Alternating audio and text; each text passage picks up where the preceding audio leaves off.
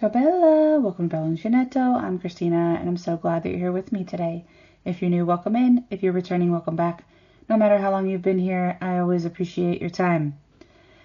We are doing another episode of Let's Be Creative. I am going to do a kit that I had received last year in my Happy Mail Advent project. And if you are not aware of the Happy Mail Advent project, go check out Antoinette over at Hookin' and Stitchin' Island Style.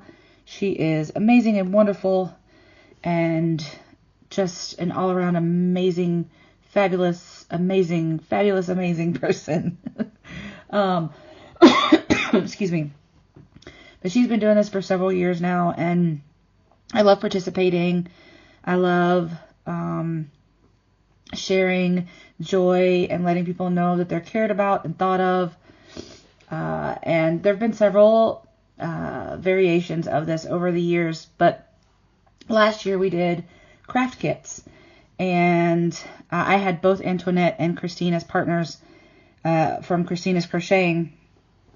So I have several kits to try that I still haven't done. So this is one of them, and I thought, I've been doing them, but then I thought, why don't I just do them with you all? So this one was an Etsy, came from an Etsy seller, Sheep Creek Studio right here. And it's a DIY felt butterflies craft kit. Now I did open it when I got it last year, but I haven't done anything with it. Like, it's still sitting exactly the way that it was when I got it. So move that out of the way so I have a little bit more room. I thought that you all might like to just take a gander with me.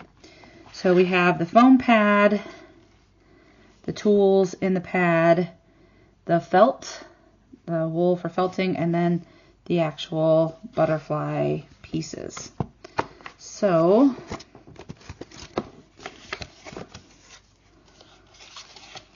and there's just a card.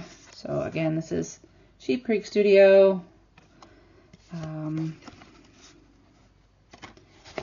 then we'll look at, so I've never felted before. I have things that are felted, but I've never actually felted before. Okay, so we'll start with the yellow butterfly.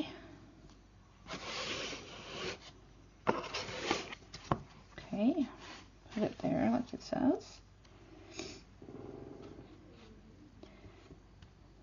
So I'm reading the instructions. I don't want to put the instructions under the camera because this is a kit and I don't want to give away the kit. I mean, if you know how to felt, then you're like, I don't need the instructions anyway. But if you're new to felting or something you haven't done before, I wouldn't want to take away from this person their business by sharing the instructions that they wrote. So, oh,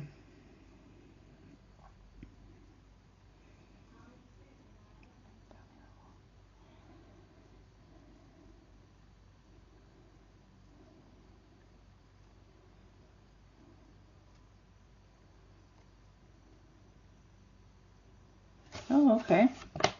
So it also comes, this says this string here can be used as a garland if you wanted to use that to put them together. So let's see here. How do I want to do this? We've got several pretty colors. We've got this yellow and this pink, green, and there's this like turquoisey blue, and then I don't know, this is like a gray or like a, this is a purple, this one in my hand here, and then this is like a, it's kind of blue, but it's also kind of gray. So let's see. Probably be helpful if I took the tools out. Right.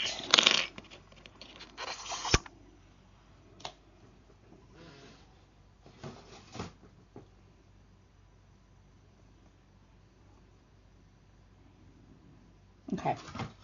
So, I hope that everyone is doing well. This video is going to, let me take my phone out of my pocket. This video is definitely going to come up late in the day because I had a very busy weekend. My daughter had her birthday party, and it was her last big birthday party. So I tend to not do parties after a certain age because, like, she's already at the point where she doesn't want to invite all of her classmates. You know, when kids are little and they're in school, they want to give invitations to everyone in their class. And that's lovely and wonderful and very, very kind. But as they get older, right, they're like, well, so-and-so was mean to me. I don't want to invite them. Or so-and-so gets on my nerves. Or so-and-so said they didn't want to be my friend. And so, I mean, you have some of that when they're little as well, but you don't have it as much, I suppose. But this was the first year where she was like, I want to have people that I want at my party. So it was specific people only, which was great. I mean, it was still a decent sized party, and it was people that she knows and that they can laugh together, and they have their little jokes and sayings and all of that. But I don't... She's starting to get her own little group of friends. And that's the point where I want to start, like, inviting them over to do things. You know, when it's her birthday, I want to start inviting them. You know, maybe I'll take them all to the movies, or I'll take them all to an amusement park, or to a little spa, or, you know, that way I'm not taking 16 kids, 17 kids to a spa, but I can take, you know, 3 girls to get their nails done or something, or if they wanted to go to a zoo, or they want, I don't know, whatever, right? But it would be something that would be what she would want, but just a few friends. So we are done with the big birthday parties. And I was the same way with my son. I did it the exact same way with him. I didn't, and he was aware. I told him from the very beginning, like, I'm not going to, I'm just twisting this because I'm going to put it right here. We're not going to do birthday parties after a certain age. And he was fine with it. I mean, he knew. I didn't hide it. I didn't make it like, oh, you're never going to have a birthday party again. I was like, no, we're just not going to do, like, the big deal where we, you know, have to get a theme and a cake and decorations and all of those things. Like, I'm not doing that. So that was kind of the end of an era for me where that's concerned. But it was a lovely party. Her cake was massive and delicious. And we had little stations set up. So I have lots of yard games. Like big versions of checkers and tic-tac-toe, and I have a couple of ring toss games, and we just put them out. The room that we got, I put them out on there's like a wooden floor part, so I put them there, and Sorry, that's probably really loud with the microphone. Maybe I'll move it away from the microphone a little. Maybe I'll put the colors here. I don't know. You can't really see them, can you? I have them all separated here. Let me see if can I move this? I'm trying to see if there's more that you can see. There, maybe? You can see the colors a little bit better. But I put those all out on the little wooden floor area, and they were able to play those games. We had other like little activities. My daughter absolutely adores anything artistic.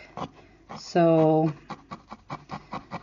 she had, I don't know, she probably has like 50 canvases. And we used several of them for the party so that people could make themed paintings. And then I had a special picture that I had done.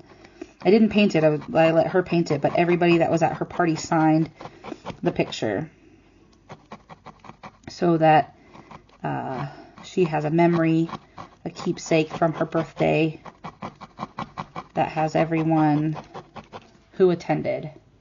There was even a little boy. He signed his name, and he can't write like all the letters of his name, and that's okay, right? But it was so sweet that he, you know, I of course made sure that he was included, but he was like telling me as he was writing his letters, this is this, and this is this. And I was like, yeah, you're absolutely right, buddy. That's exactly what that is. So he was super thrilled to be a part of the Big Kid activities.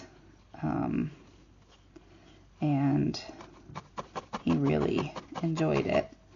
So from now on, like I said, we'll have like small birthdays. And when my son was younger, we did experiences. So like I would tell him to pick something that was within a certain distance, drive. And I would say, okay, we have this many days. Because even as a teacher, especially in the States, and especially where I worked before, I worked with the military families,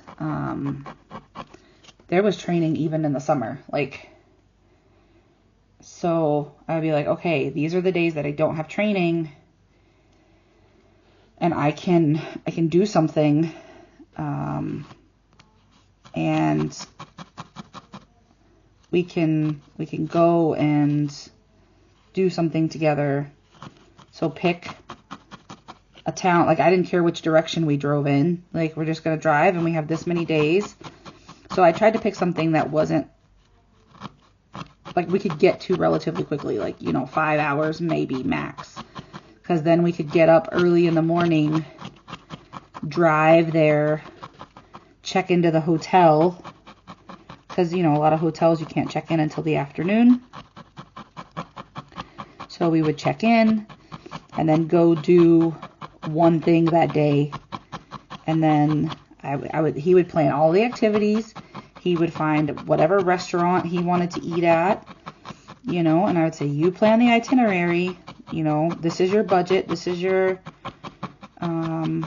thing, find what you want to do, and that will be your birthday. So, I mean, in the end, right, it would end up costing me more than the birthday party. But, he got to do some cool things, and he knows how to plan a trip. He knows how to budget. He knows, if I have this much money, then I can eat at these places. I can go to these activities. I never included the price of the hotel in the budget because we had to have a place to stay. And then once his sister came along, right, I told him, you've got to have at least one activity that's for your sister. Like, I mean, she doesn't have a choice in coming on this trip, right? She has to come with us. So you need to find something. And he always would find some cool stuff for her. One time he found like a insectarium. One time he found there was a planetarium and they were playing like Sesame Street movie, but it was telling about the stars. So it was like Elmo and Big Bird and Abby and Bert and Ernie, Snuffleupagus and all that. They were telling all about the stars and how people used the stars long ago and what we use them for now. Yeah, all those things. So that was always fun to do. That's interesting. Okay, I think I might be done with that one. I might add more to it later. I don't know. But now we'll do this one. And then, because his birthday was always in the summer, we would often... Okay, I don't know how much time I have. I ran out of battery. Not battery. I ran out of space on my computer. And I forgot where I was. Hold, please. Okay, I found where I was. I was talking about my son's summer. He often had like summer camps and activities that he would do as well. So we would have to plan around all of that. So we may, like I said, do something similar for my daughter now that it's her time to like have that. And I don't know how much time I'm going to have on my video here, but I'm going to try to get some done on this one. And then we'll see how far we get.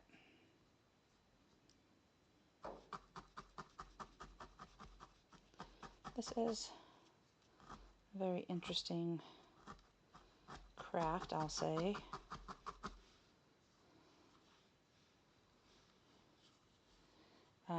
I did have some other kits, some felting kits, needle felting,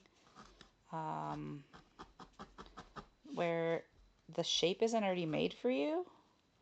So maybe we'll do something like that another time. I know I have one that's like a panda, and I have one that's something else.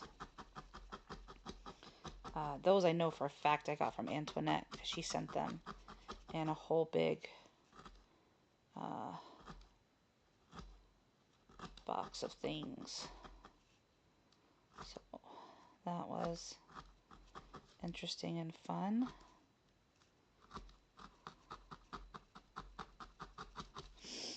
So how do you guys celebrate birthdays? What do you guys do? You know, I try to do something on my channel with you guys during my birthday. I actually did a series a couple years ago where I did just traditions from my family for birthdays and different things that my family would do. And that was fun to do that with you all.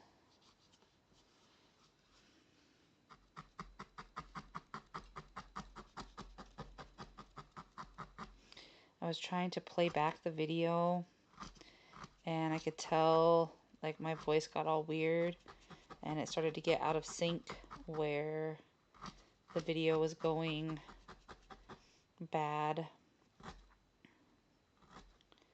So I don't know if I'll be able to fix that or if that's just the way that it's going to end up being because of the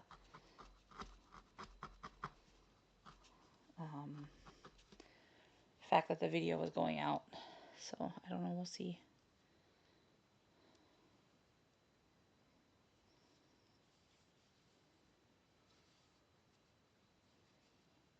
Who knows, right? Who knows?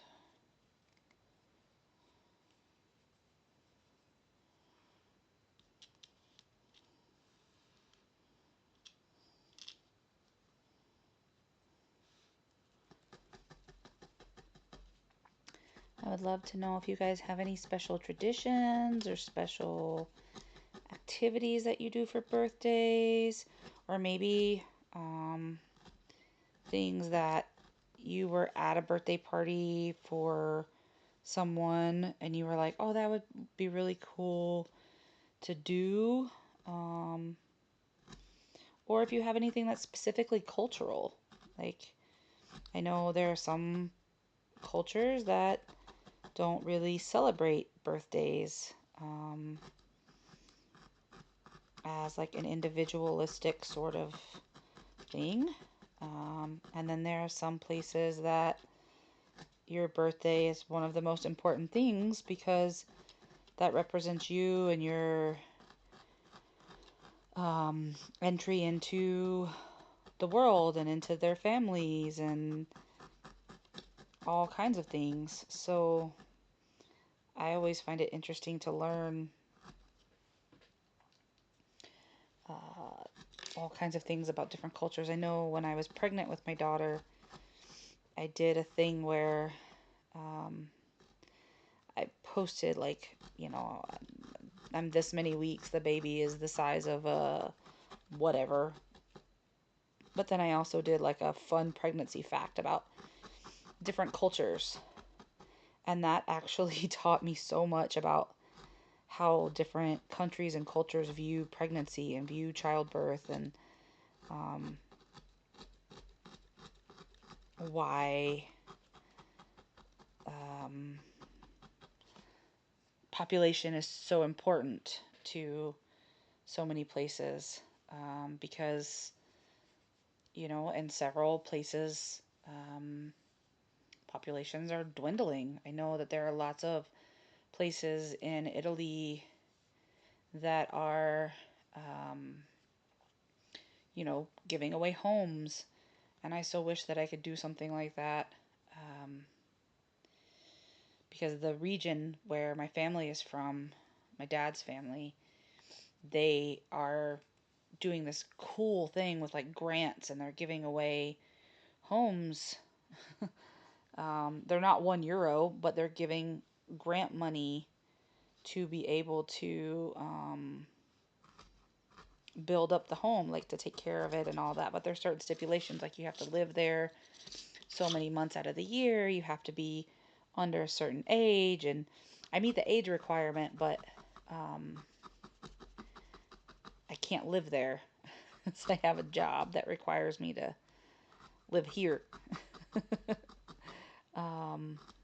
But it's so cool to learn about the significance that different cultures and countries place on so many things. Sometimes I feel like I want to take time to travel and learn all of them. I don't have that time. I definitely don't have that money. But, reading and learning about different cultures, especially like their mythologies. So when I taught high school, I taught a world mythology class. And that was one of my favorite things to teach. I love literature in general, and I love teaching.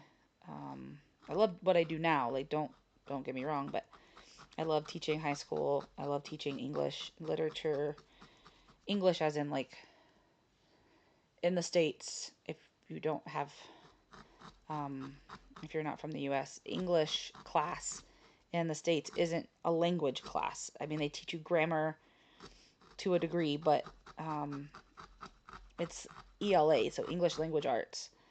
And so you're teaching, how to find like evidence and cite your sources and how to find different pieces of things in the text, like how to understand diction, how to understand descriptions and why does an author do this, like different points of view, and like there's all these things. So I really love teaching that.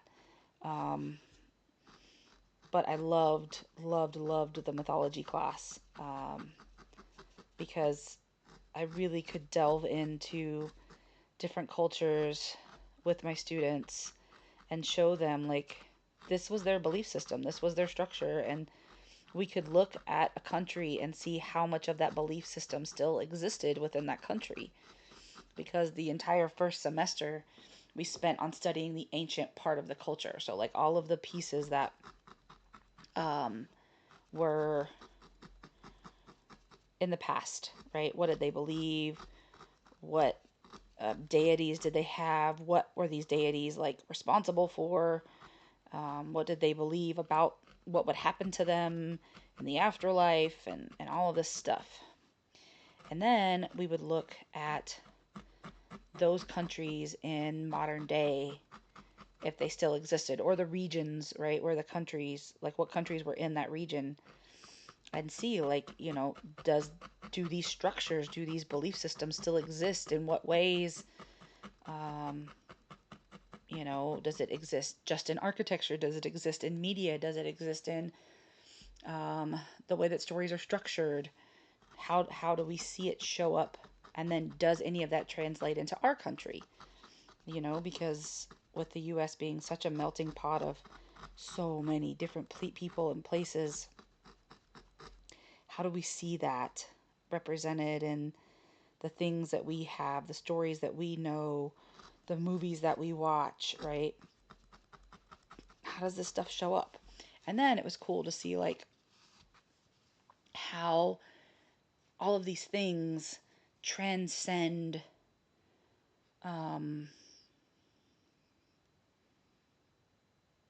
cultures, because you had people who were telling the same kinds of stories and the cultures didn't know anything about each other, right? So how is that possible? How is that something that can happen, right?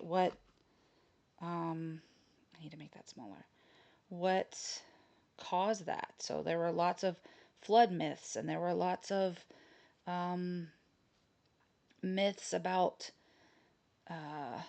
heroes and things like that. And so that's how we came to study like the hero's journey, like with Joseph Campbell, and all of the different elements for that. So that was something that I have kids today. I mean, they're not kids anymore, but I even have former students who will like, don't let a Marvel movie come out or DC Comics or anything like that. They're like, oh, I can't believe this. I can't watch this movie without thinking about the archetypes and the because all across cultures you had the same things show up, right? There was the same elements, the same pieces, the same things across the world, right? And so they had to, discover that you could see all of that across. Well, you can't see what I'm doing. And they didn't talk to each other. There wasn't, travel where they could communicate. Oh, this is, a story about our goddess of love, or this is how, the moon and the sun were created. And, they couldn't talk about those things. There wasn't the technology at that time to talk about those things. And so to see so many similarities, but then also the amazing differences, right? So there you have it. That was a whole tangent, but that's okay. I'm going to have to go back and clean some of these up, but I wanted to get kind of like the basic things down with you all, because I don't want to run out of time again, because I still have 2 more videos to record and for the week, and I don't know that I'm going to get those done unless I move stuff around. So if I can get this done and uploaded right, I can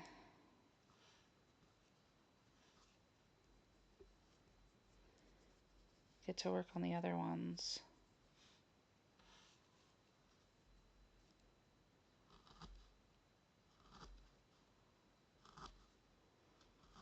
Well, it's not going to be perfect, but it'll be something at least. Oh, ho, ho. I snapped that right out of there. Okay, well, that's not good. Let's not. I don't know how I did that, but okay.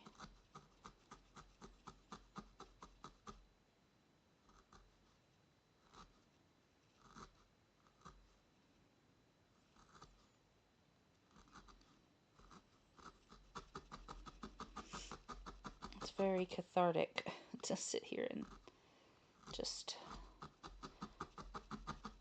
poke all of these things in there. I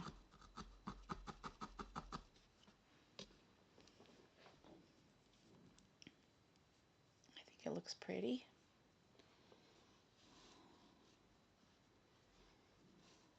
Like I said, I might go back and add more detail at some point.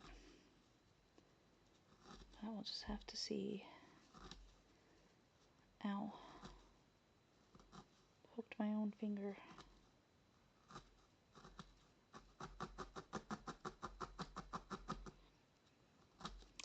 I have always been in awe of like the felted bags and things. So there is one channel in particular that I watch on a regular basis that does a lot of felting. That's Ditmer Knittery, and her work I just cannot get enough. I know that she's had things for sale off and on as she finishes them. But those things are just stunning. One day I'm going to have enough money to commission a special project that I want felted. But I don't have that kind of money right now. So I have to wait. But I do have a project in mind. But it would be large and... I mean large for a felted project. It's not like a huge canvas or anything. But it would be definitely something that would take time and effort, because I know that this isn't completely done. And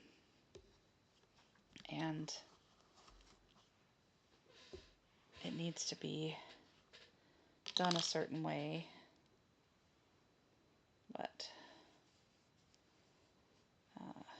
like I said, I don't want to run out of time with you all trying to do this. So I'll put the next one on here, and we will start the process.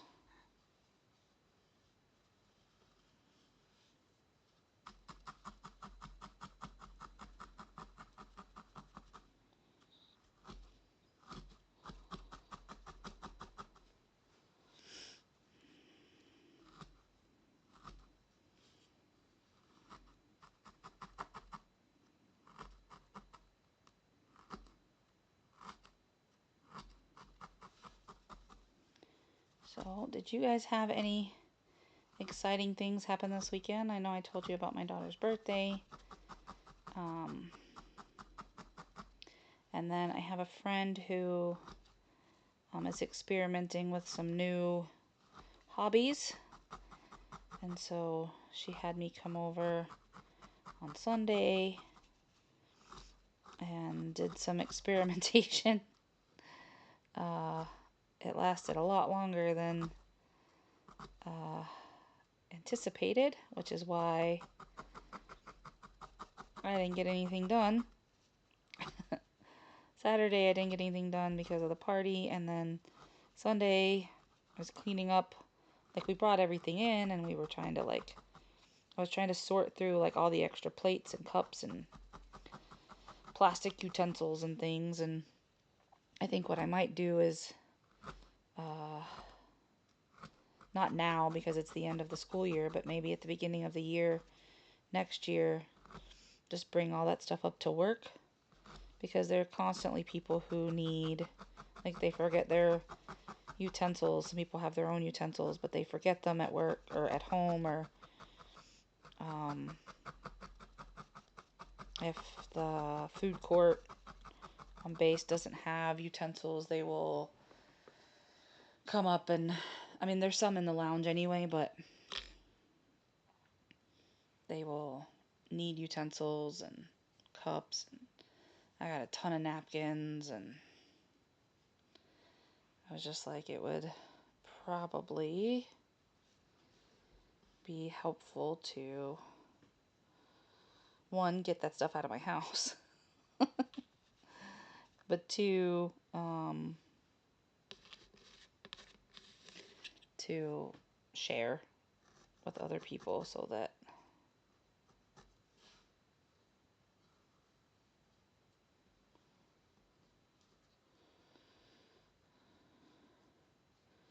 they can reap the benefits as well.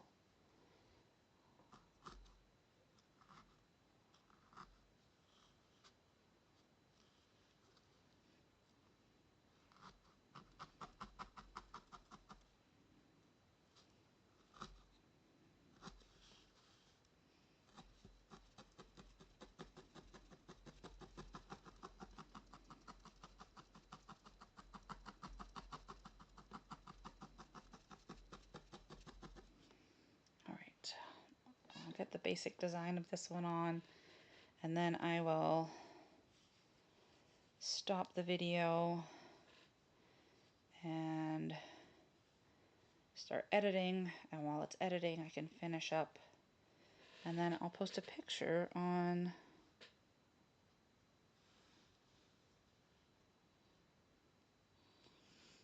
my posts of what it looks like when I'm done, and we'll see how that all goes.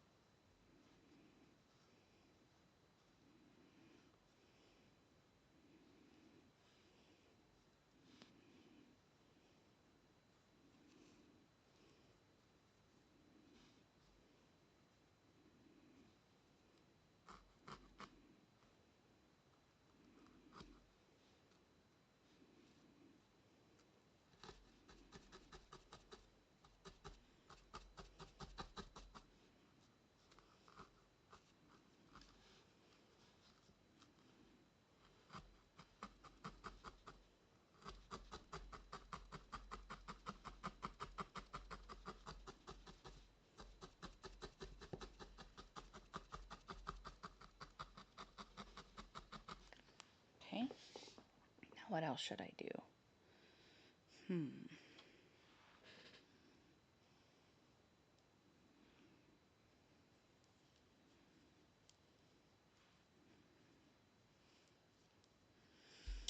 My,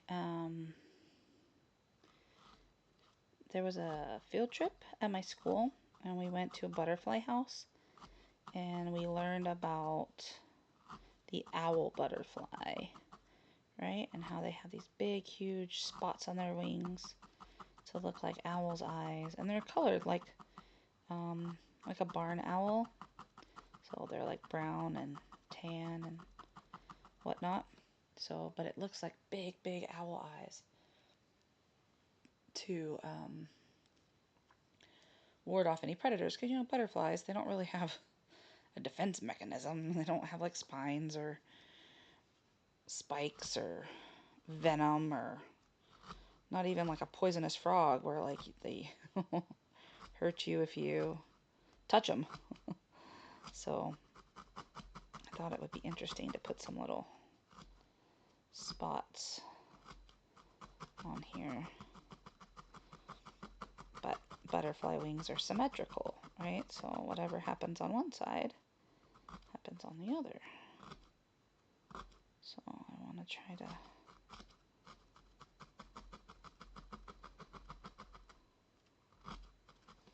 put that in there.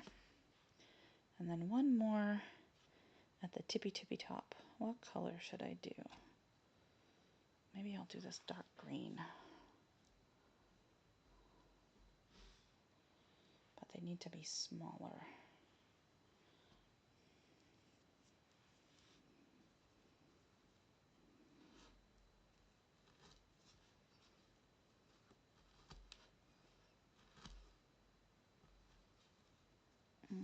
I'll have it up here.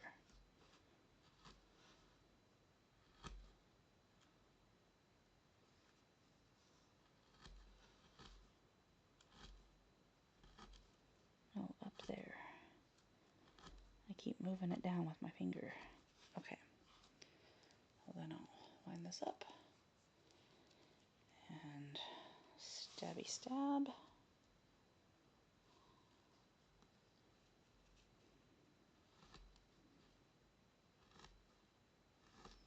And then, like I said, while this is editing, I will put up a picture of what they look like.